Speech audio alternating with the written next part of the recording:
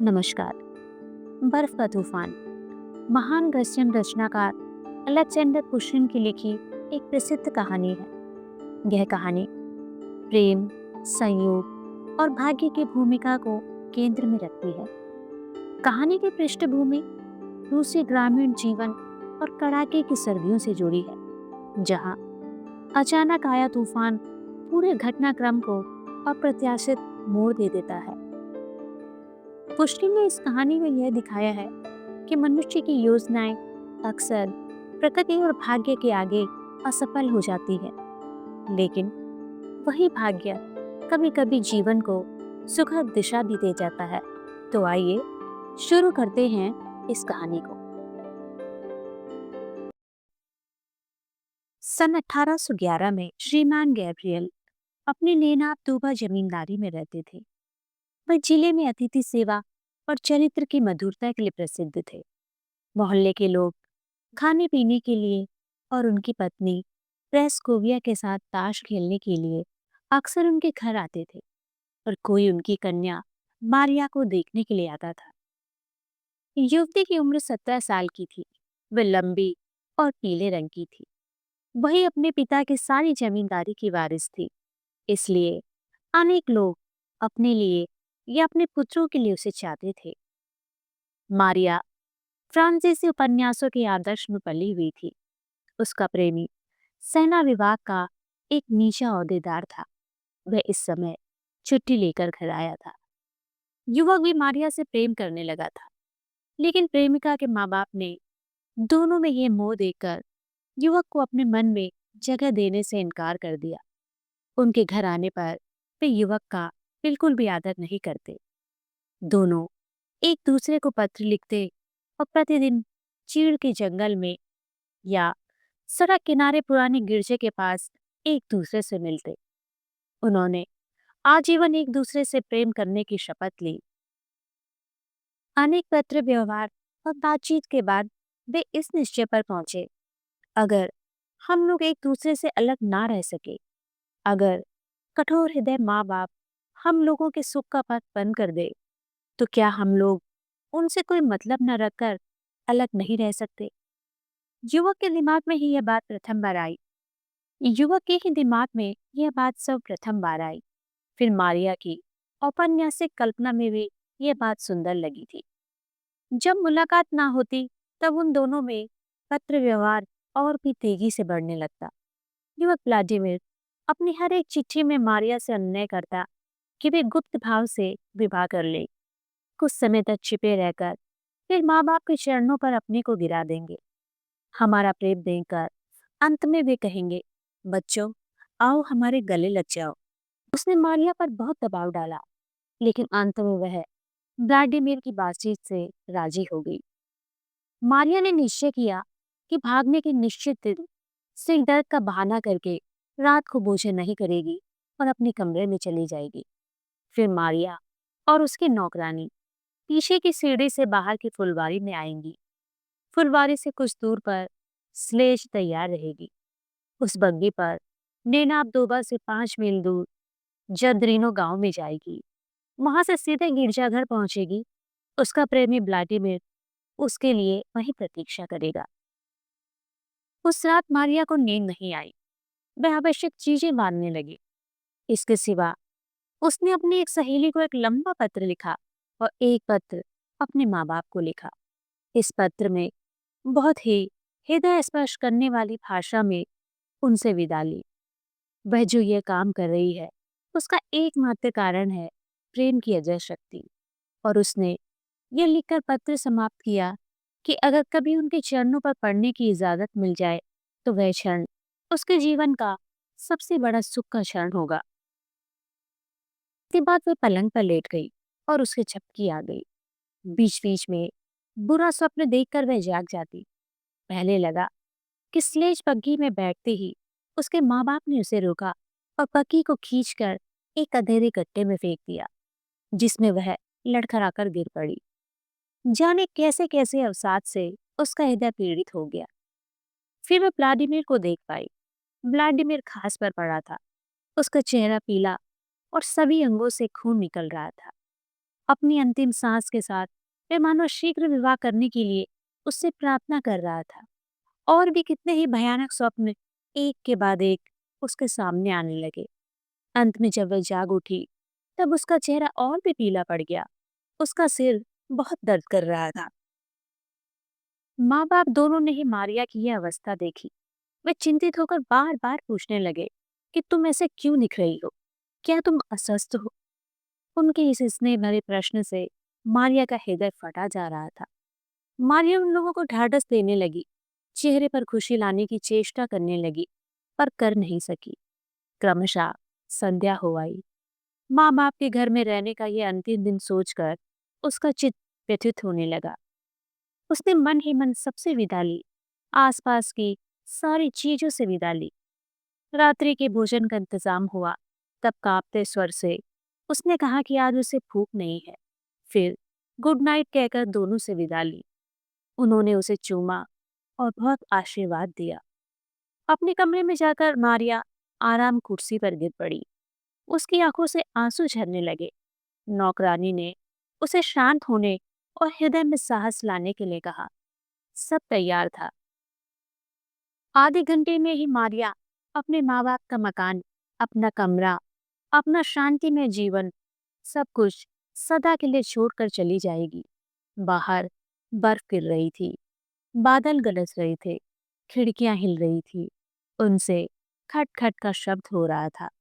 प्रत्येक बात से मानो अमंगल की सूचना और खतरे की आशंका प्रकट होने लगी। शीघ्र ही सारा मकान निस्तब्ध और निद्रामग्न हो गया। मारिया ओवरकोट पहनकर, ऊपर से एक दोशाला ओढ़कर, एक बॉक्स हाथ में लिए पीछे के जीने पर आ गई। नौकरानी दो गठरियां लिए पीछे पीछे आ रही थी। वे दोनों फुलवारी में उतर आई। बस का तूफान बड़े ही भयानक रूप से चल रहा था। एक प्रबल वायु का प्रभाव सामने से उन लोगों को ठेलने लगा, मानो किशोरी अपराधी को पाप कर्म करने से रोकने के उद्देश्य से। बहुत कठिनाई से फुलवारी से चलकर वे सड़क पर आई। सड़क पर उसके लिए एक स्लेज बग्गी प्रतीक्षा कर रही थी। ठंड के मारे घोड़े स्थिर नहीं रहना चाहते थे। कोचवान घोड़ों के सामने इधर उधर घूम रहा था और उन्हें शांत करने की चेष्टा कर रहा था। कोचवान ने मारिया और नौकरानी को बग्गी पर बिठा दिया। फिर सामान बग्गी में लादकर रस्सी हाथ में ली और घोड़े रात्रि के अंधकार में दौड़ चले। किशोरी मारिया को परमात्मा के हाथों में और कोचवान टेरिस्का के हाथों में सौंपकर नौकरानी वापस चली आई। व्लादिमीर उसी दिन सुबह जतेरिनो गांव के पादरी से मिलने गया और बहुत कठिनाई से उसे विवाह कराने के लिए राजी किया। फिर गवाहों की तलाश में मोहल्ले के सज्जनों के पास गया। पहले वह घुड़सवार सेना के दरविल नाम के एक ऑफिसर से जाकर मिला। उसकी उम्र 40 के करीब थी। वह उसे क्षण राजी हो गया। उसने व्लादिमीर को अपने साथ भोजन करने के लिए ठहर जाने का अनुरोध किया और उसे आश्वासन दिया कि और दो गवाह उसे मिल जाएंगे।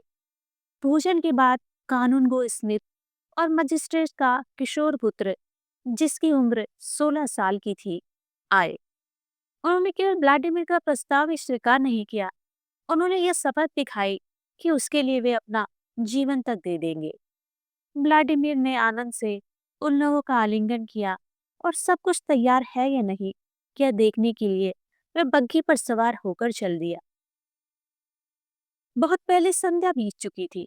व्लादिमीर ने दो घोड़ों की स्लेज बग्घी के साथ अपने विश्वासी कोचवान टेरिस्का को नेनाब तोबा भेज दिया और जो बातें कहनी थी वे सब समझा कर कह दी और अपने लिए एक घोड़े वाली स्लेज बग्घी जोतने का हुक्म दिया और कोचवान जतरीनो गांव के लिए चल पड़ा। वहां 2 घंटे के भीतर मारिया के पहुंचने की बात थी। व्लादिमीर को रास्ता मालूम था। उसने सोचा वहां पहुंचने में सिर्फ 20 मिनट लगेंगे, पर व्लादिमीर की चार दीवारी से पार होकर खुले मैदान में आते ही हवा तेज हो गई और थोड़ी देर के बाद ऐसी तेजी से बर्फ का तूफान चला कि वह कुछ भी नहीं देख पा रहा था। क्षण भर में रास्ता बर्फ से ढक गया। गहरे अंधेरे में जमीन के सब चिन्ह लुप्त हो गए। आसमान और पृथ्वी मिलकर एक हो गए। घोड़ा अपनी मर्जी से चला जा रहा था और प्रतिक्षण या तो गहरे बर्फ के भीतर, नहीं तो एक गड्ढे में आकर रुका जा रहा था। बार बार उसकी बग्गी उल्टी जा रही थी। व्लादिमीर भरसक चेष्टा कर रहा था कि दिशा भ्रम न हो जाए, लेकिन उसे लगा कि आधे घंटे से भी अधिक समय बीत गया है। फिर भी वह जदरीनों के जंगल में नहीं पहुंच सका है। और 10 मिनट बीत गए, पर भी जंगल नजर नहीं आया। गहरी नाली और खड्डों से भरे मैदान पर से घोड़ा बढ़ाने लगा। बर्फ के तूफानों के वेग में कुछ भी कमी नहीं हुई। आसमान भी साफ नहीं हो रहा था। घोड़ा थक गया था। बर्फ के भीतर उसके पैर धंसे जा रहे थे।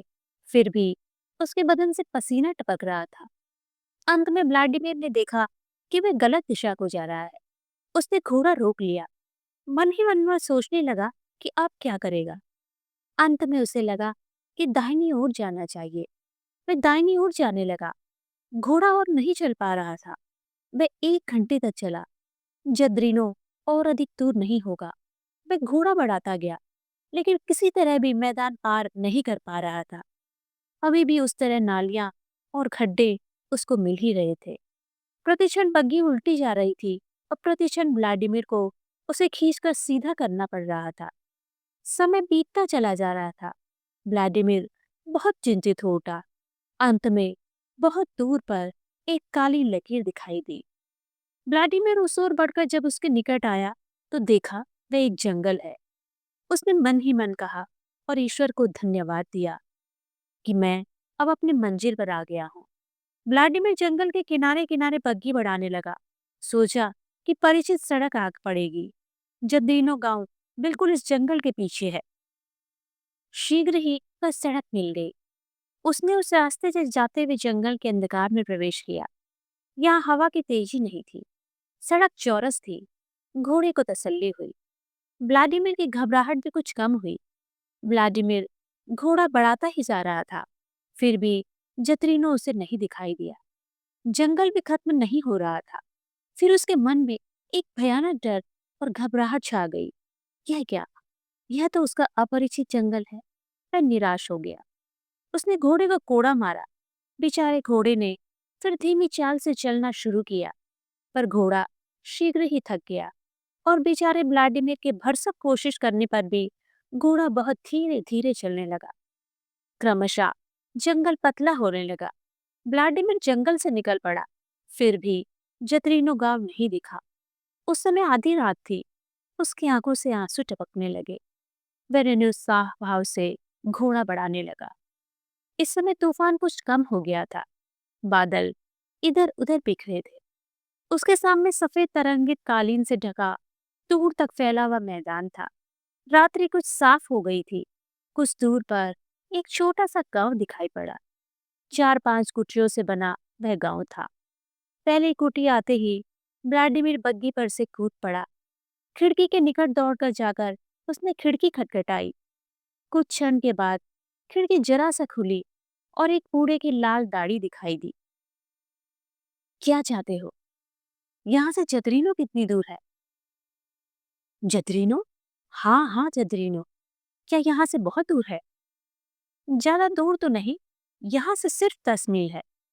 यह जवाब पाकर व्लादिमीर ने अपने बालों को मुट्ठी के भीतर कस लिया और मौत की सजा पाए मनुष्य की तरह चुपचाप खड़ा रहा। उस बूढ़े ने फिर कहा, तुम कहाँ से आ रहे हो? व्लादिमीर को जवाब देने का साहस नहीं हुआ। उसने कहा, जतरीनो जाने के लिए एक घोड़ा लिवा सकते हो? उस किसान ने जवाब दिया, हम लोगों के पास घोड़ा नहीं है। क्या एक राह दिखाने वाला पा सकता हूँ? चाहे जितना रुपया मांगे मैं दे दूंगा। बूढ़े ने खिड़की बंद करके कहा, ठहरो, तुम्हारे साथ अपने लड़के को भेज दूंगा। वह तुम्हें रास्ता दिखाकर ले जाएगा। व्लादिमीर प्रतीक्षा करने लगा। 1 मिनट के बाद ही वह खिड़की खटखटाने लगा। खिड़की खुल गई। फिर वह लाल दाढ़ी दिख पड़ी। क्या चाहते हो? भेजो अपने लड़के को। आ रहा है, जूते पहन रहा है। क्या तुम्हें जाड़ा लग रहा है? भीतर आग के पास जरा गर्म हो लो। धन्यवाद, मुझे जरूरत नहीं। तुम अपने लड़के को जल्दी भेज दो। दरवाजा खुलने का शब्द हुआ। लाठी हाथ में लिए एक युवक निकलकर उसके सामने आ गया। एक बार उसने बड़ी सड़क को उंगली से दिखा दिया और बाईं ओर जहां बर्फ जमा हुआ था उस जगह को भी दिखा दिया। व्लादिमीर ने पूछा, वक्त क्या होगा? युवक किसान ने जवाब दिया, थोड़ी देर में दिन निकल आएगा। व्लादिमीर ने कुछ नहीं कहा। मुर्गे बोलने लगे। जब ये चंद्रनु में पहुंचे उस समय सूर्य निकल आया था। व्लादिमीर ने किसान युवक को कुछ बख्शीश देकर पादरी के घर के आंगन में प्रवेश किया, पर आंगन में उसने अपने दो घोड़ों की स्लेज पक्की नहीं देखी। न जाने क्या खबर उसके लिए प्रतीक्षा कर रही थी। लेकिन अब हम नेनाप में दयालु हृदय जमींदार गैब्रियल घर में फिर से लौट चले। देखे वहां क्या हो रहा है। कुछ भी नहीं। जमींदार और उसकी पत्नी ने जाकर बैठक में प्रवेश किया। गैब्रियल के सिर पर रात्रि टोपी थी और बदन पर कुर्ता था, और प्रेस्कोविया एक रुई भरा ओवरकोट पहने हुए थी। चाय बनने लगी। गैब्रियल ने नौकरानी को यह पूछने के लिए भेजा कि रात मारिया को कैसे नींद आई। नौकरानी ने लौटकर कहा, रात मारिया को अच्छी तरह नींद आई है। अब वह कुछ स्वस्थ है, अभी बैठक में आएगी। द्वार खुला। मारिया ने कमरे में प्रवेश करके माँ बाप को नमस्कार किया। गैब्रियल ने पूछा, तुम्हारे सिर का दर्द कैसा है मारिया? मारिया ने उत्तर दिया, कुछ अच्छा है। प्रेस्कोविया बोली, शायद कमरे की आग के धुएं से और आंच लगने से सिर में दर्द हुआ था। मारिया ने उत्तर दिया, यही बात होगी अम्मा। यह दिन किसी तरह बीत गया, लेकिन रात को मारिया एकाएक बीमार पड़ गई। शहर से एक डॉक्टर बुलाया गया। डॉक्टर ने संध्या समय आकर देखा कि मारिया प्रलाप कर रही है। बहुत तेज बुखार था। 2 सप्ताह के भीतर मारिया मृत्यु के निकट आ गई। मारिया जो घर से भाग गई थी, यह बात घर का कोई भी आदमी नहीं जानता था। भागने के पहले दिन रात में मारिया ने जो पत्र लिखा था वह जला दिया गया था। मालिक और मालकिन नाराज होंगे सोचकर नौकरानी ने एक विषय में एक भी बात नहीं कही थी। पादरी और शादी के गवाह भी बहुत सावधान थे। सावधान होने का कारण भी था। कूचवन टेरेस का अधिक नहीं बोलता था, शराब पीने पर भी नहीं। सबने बात को बहुत गुप्त रखा। पर मारिया ने स्वयं अपनी लंबी अवधि के ज्वर के प्रलाप में गुप्त बात को प्रकट कर दिया। लेकिन उस बात को उसने ऐसे टूटे फूटे भाव से कहा था कि उसकी माता केवल इतना ही समझ पाई कि व्लादिमीर के प्रेम से वह एकदम मोहित हो पड़ी है, और यही प्रेम शायद उसकी बीमारी का असली कारण है। पत्नी ने अपने पति से और कुछ पड़ोसियों से सलाह की, और सबने एक मत राय से यह राय दी कि मारिया को रोकना ठीक नहीं। जिस आदमी से किसी नारी ने विवाह करने की इच्छा की है, उस आदमी को उससे दूर हटाना उचित नहीं। गरीबी कोई अपराध नहीं है। नारी को रुपये के साथ तो रहना नहीं है। रहना होगा तो एक पुरुष के साथ ही। इसी बीच मारिया की तबीयत कुछ सुधरने लगी। पहले के व्यवहार से व्लादिमीर इतना डर गया था कि वह बहुत अरसे से गैब्रियल के घर नहीं गया था। अब व्लादिमीर के निकट यह अच्छी खबर भेजना निश्चित हुआ कि मारिया के माँ बाप मारिया से उसका विवाह करने को राजी हैं। व्लादिमीर ने कभी ऐसी खबर पाने की आशा नहीं की थी। इस निमंत्रण के जवाब में मारिया के माँ बाप ने जो चिट्ठी पाई, उसे पढ़कर वे बहुत विस्मित हुए। व्लादिमीर ने उन लोगों को जताया कि वह अब कभी उनके घर नहीं आएगा।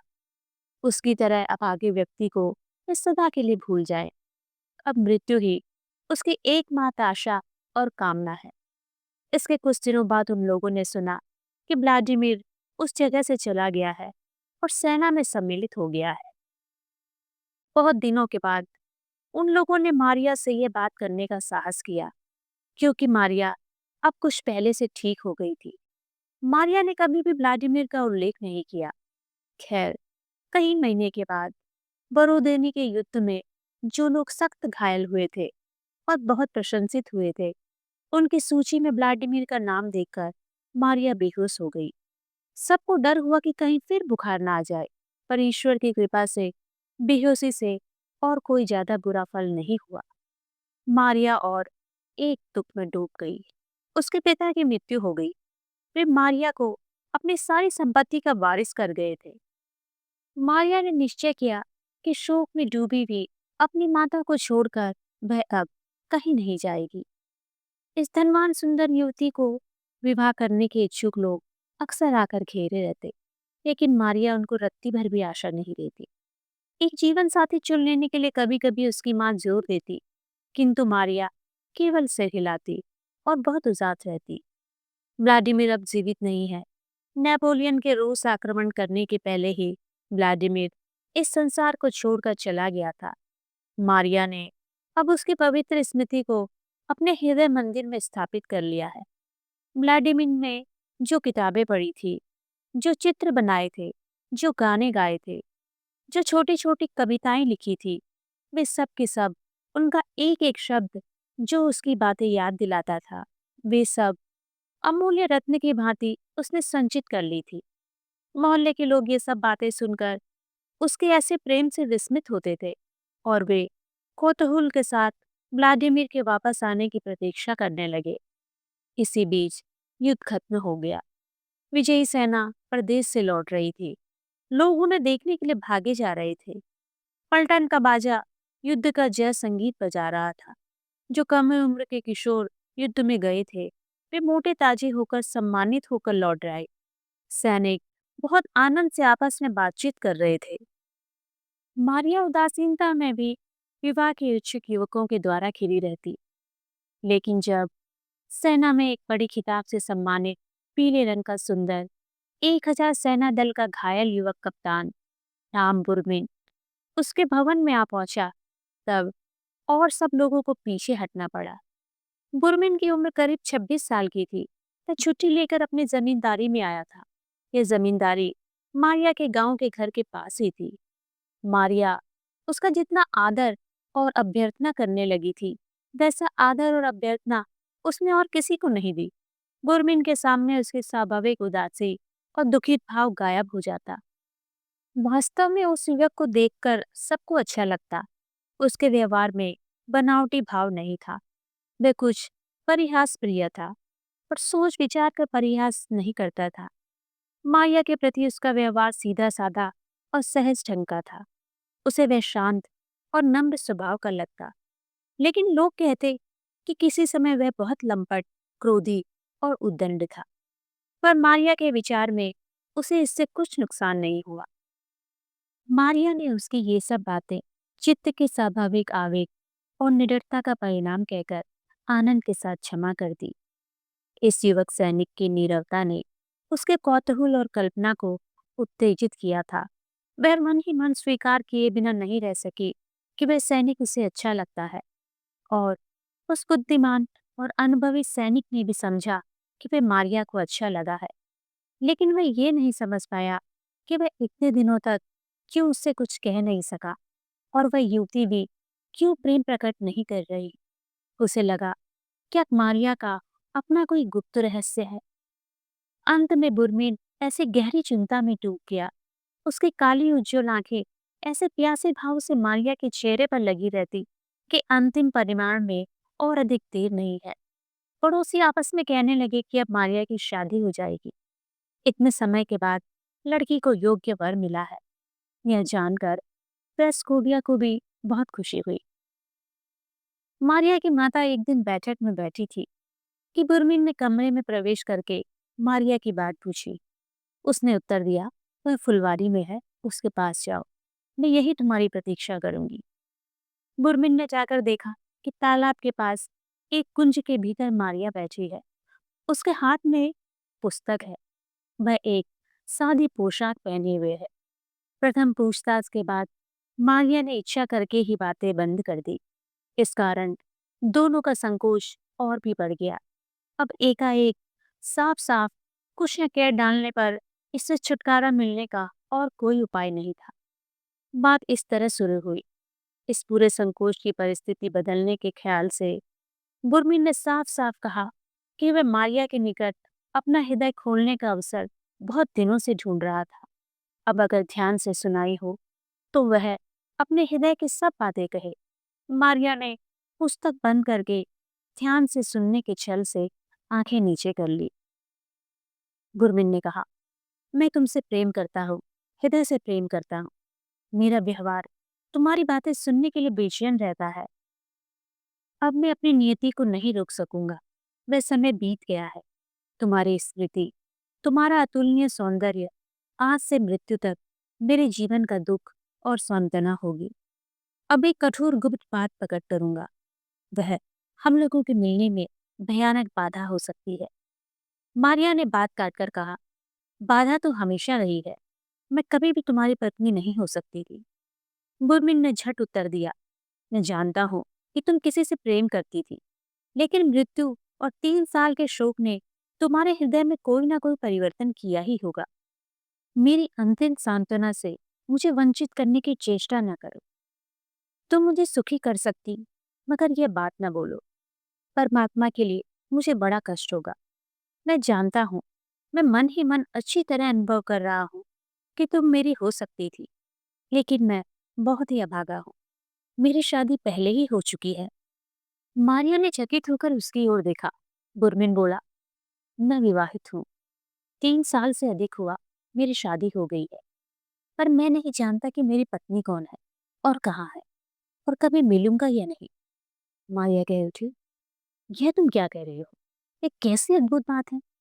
अच्छा, कहते जाओ फिर।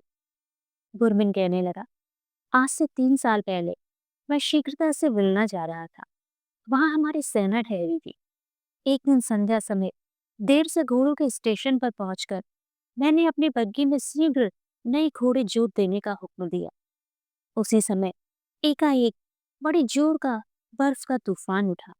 स्टेशन मास्टर और एक कोचवान ने तूफान के रुकने तक ठहर जाने के लिए कहा। मैंने उनकी सलाह सुनी, लेकिन एक अकारण चंचलता ने मुझे घेर लिया, मानो कोई मुझे सामने की ओर ढकेल कर ले जा रहा था। तूफान कम नहीं हुआ, मुझसे देर सहन नहीं हुई। मैंने फिर घोड़े जोतने के लिए कहा और उसी तूफान में चल दिया। कोचवान की इच्छा हुई कि नदी के किनारे किनारे चले, क्योंकि तब 3 मील रास्ता कम हो जाएगा। नदी का तट बर्फ से ढका था। जिस मोड़ पर घूम जाने पर बिलना शहर की सीधी सड़क मिलती थी, कोचवान गलती से उस मोड़ पर नहीं घूमा। हम लोग एक अनजान जगह में जा पड़े। उस समय भी वैसे ही जोरों से बर्फ का तूफान चल रहा था। एक रोशनी नजर आई। मैंने कोचवान को उसे रोशनी की ओर चलने के लिए कहा। हम लोगों ने एक गांव में प्रवेश करके देखा कि एक लकड़ी के बने गिरजाघर से वह रोशनी आ रही थी। गिरजाघर खुला था। गिरजा के बरामदे के सामने कई स्लेज गाड़ियां रखी थी और कुछ लोग बरामदे पर खड़े थे। अनेक स्वर एक साथ कह उठे, यहाँ आओ, यहाँ आओ। मैंने कोचवान से कहा, वहां घोड़े पड़ा ले चलो। गिरजा के सामने पहुंचते ही एक आदमी ने कहा, अब तक तुम कहाँ रहे? दुल्हन को मूछा आ गई है। पादरी क्या करे, ये सोच नहीं पा रहा है। हम लोग थोड़ी देर में लौटने ही वाले थे। जल्दी बग्घी से उतर आओ। मैंने चुपचाप बग्घी से उतरकर गिरजा में प्रवेश किया। गिरजे में 2 या 3 मोमबत्तियों की रोशनी टिमटिमा रही थी। देखा कि अंधेरे कोने में एक बेंच पर एक युवती बैठी है और एक युवती उसका माथा दबा रही है। दूसरी युवती ने कहा, ईश्वर का धन्यवाद है कि तुम आखिर आ गए, और जरा देर होने पर इस युवती की मृत्यु का कारण होते। बूढ़े पादरी ने कहा, अब मैं विवाह की तैयारी शुरू कर दूं। मैंने अनमने भाव से कहा, शुरू कर दो पादरी बाबा। युवती को खड़ा कर लोग उसे पकड़े रहे। वह बहुत सुंदर लग रही थी। मेरी यह चपलता वाकई में अक्षम्य है। मैं वेदी पर जाकर उसके बगल में खड़ा हुआ। पादरी झटपट अपना काम खत्म करने लगा। 3 पुरुष और एक युवती दुल्हन को पकड़े हुए थे और सारी देर उसे लेकर भी व्यस्त रहे। हम लोगों की शादी हो गई। पादरी ने कहा, अपनी पत्नी को किस करो। मेरी पत्नी ने अपना पीला गाल मेरी ओर बढ़ा दिया। मैं किस कर ही रहा था कि वे कह उठी, ओह, यह तो वह नहीं है, यह तो वह नहीं है। यह कहकर वह बेहोश हो गई। गवाह एक निगाह से मुझे देखने लगे। मैं उसी क्षण गिरजा से निकल पड़ा और कोचवान से कहा, बढ़ाओ। मारिया कह उठी, क्या? और तुम्हारी पत्नी की क्या दशा हुई, यह तुम नहीं जानते हो? गुरमीन ने कहा, नहीं, मैं नहीं जानता। जिस गांव में हमारी शादी हुई थी, उस गांव का नाम तक मैं नहीं जानता हूँ। जिन घोड़ों के स्टेशन से मैंने यात्रा शुरू की थी, उस स्टेशन का नाम भी नहीं जानता हूँ। अपने इस दुष्ट प्रयास के बाद मैंने कुछ भी नहीं सोची। गिरिजा से निकलकर ही मैं बग्घी में सो गया था। जब मेरी बग्घी तीसरे स्टेशन पे आई, तब मेरी नींद खुली। जो नौकर मेरे साथ था, वह युद्ध के समय ही मर गया। इसलिए जिस युवती से मैंने ये चालाकी की थी, वह कौन है, ये अब खोज करने का कोई उपाय नहीं है। मारिया ने झट बुरमीन का हाथ पकड़कर कहा, आश्चर्य है, तो तुम वही हो और तुम मुझे पहचान नहीं रहे हो। बुरमीन का चेहरा पीला पड़ गया। वह मारिया के पैरों पर गिर पड़ा।